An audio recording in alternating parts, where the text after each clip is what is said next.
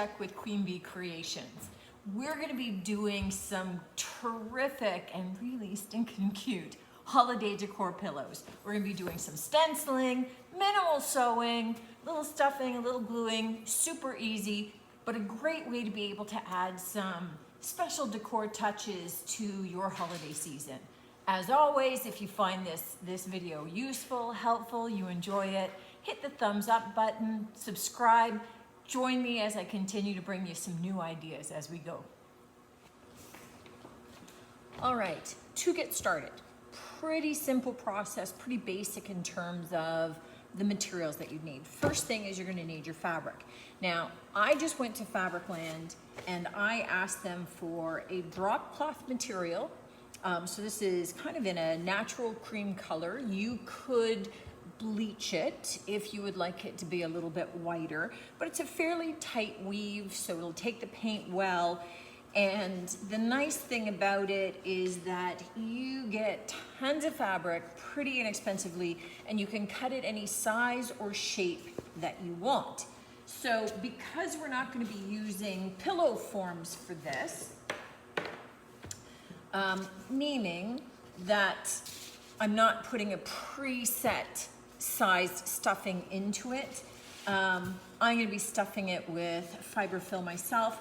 It allows me then to be able to cut my pillow any size I want, which means I can do it the size of my stencil. I can make them long, I can make them small. It gives me a lot of flexibility to do a lot of fun different things. This particular stencil, I'm gonna do a big clock face on here. So, and I gotta tell you, I tend to just kind of quickly measure this. You can tape this down if you would like, so you can get it nice and centered, measured off, and then you can tape it down to be able to hold it in place. I tend to just use my fingers. If you have a looser weave fabric, you may want to insert a plastic mat between your fabric, because this piece is folded over on the edge. The backing is there. You don't want it to bleed through and have kind of a rough image of your pattern showing it up in the back. So this tends to work really nicely. You can protect your fabric. I just use a little piece of plastic, a little piece of acetate to be able to put my paints onto. And that allows me to offload my brushes there, and it works great. For this, I'm gonna do it pretty basic to begin with. So I'm just gonna be using some weathered wood, which is a nice rich dark gray color from DIY Paints, Debbie's Design Diary. It's my paint of choice. Any chalk paint would do and get you the same results. You could use other paints. There are some all-in-one paints that you could work with. There are specific fabric paints if you would prefer, but a chalk or clay-based paint works just fine. Now, usually if I'm doing this on wood, I'm going to be using the pouncing method, and you can pounce and get a great result with your fabric. But I also find I tend to do a little bit of a wiping method too. I don't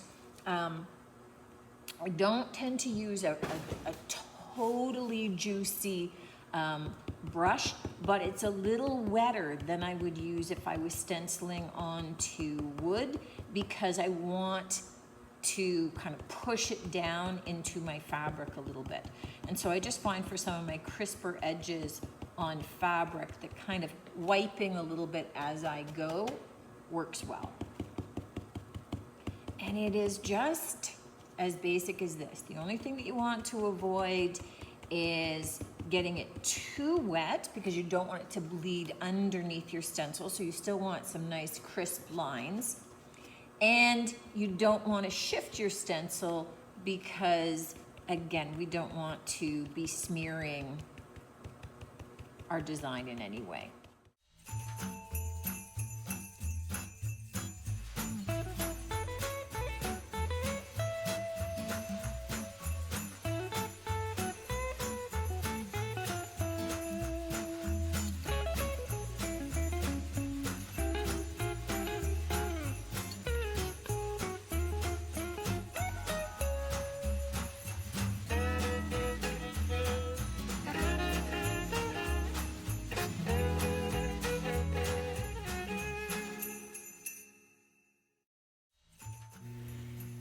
In this next step, what we're going to be doing is heat setting the paint. You can see that I've put a piece of parchment over top of my stenciled design, and I am just slowly moving the iron over top.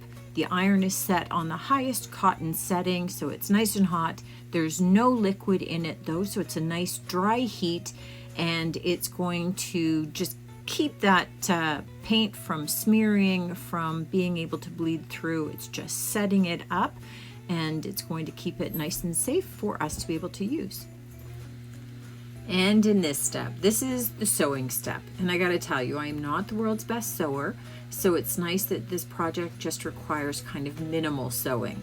You can see that I have taken the good side and turned it in, faced it in, because we're going to be sewing the edges and wanting to then turn it the right side out, so that all of our seams are inside the project. The only thing that you need to make sure of, quite honestly, is that you need to leave a bit of a gap to allow you to be able to turn your fabric inside out, and that we're going to then be able to use for putting our stuffing in. So you're just creating a seam all of the way around your project and leaving a gap of maybe about 2.5 to 3 inches for us to be able to turn the project inside out and to be able to put our stuffing in.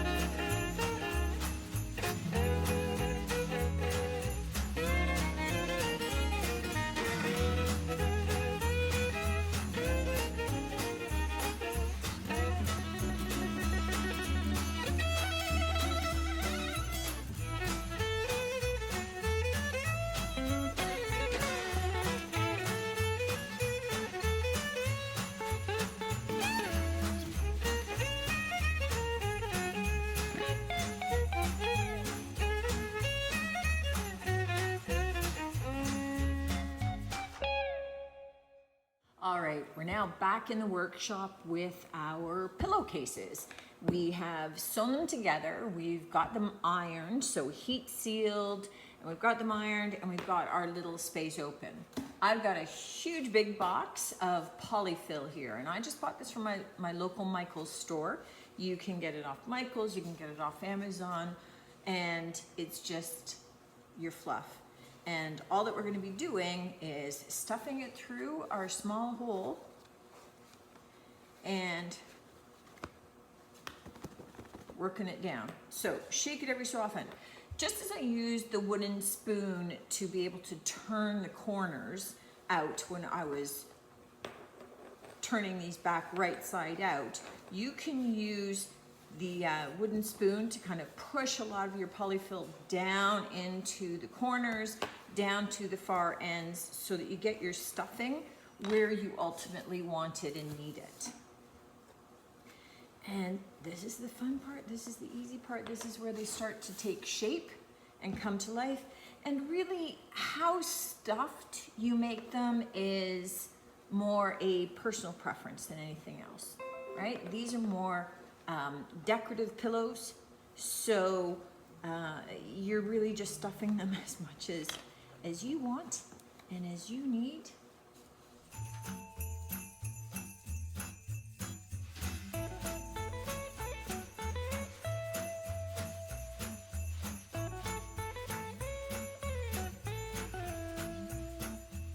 Now, when it comes to sealing it up, you can, because this seam has been turned in, you can hand sew it closed. And if you are a sewer and you like sewing, I would say that would be the perfect and the ideal way to do that. I don't like sewing, and especially I don't like sewing by hand. So I am going to hot glue them because these are decorative pillows. I don't need a zipper to be able to take them out to wash them. They're just going to be brought out for, seasonal situations. So the only recommendation that I have for you is that you want to make sure that you get it on the inside of that seam. So lower down with the glue gun, so that the glue is not going to show. You want to get it around that inside edge of that fabric, not on the outside. I like it to cool slightly, and then I like to take the outside edge of the other, hold on to the seams, and ensure that it's going to press in without touching the glue and burning yourself.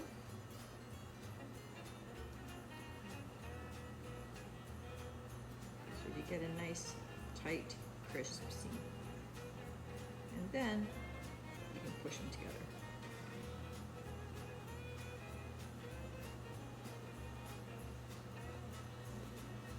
Once it's done, just kind of fluff out some of the fill toward the edge. And you can see that on all of these pillows, you end up not being able to see where that seam is. And there, you have your fun little pillows. Done how you like them because you stamped it.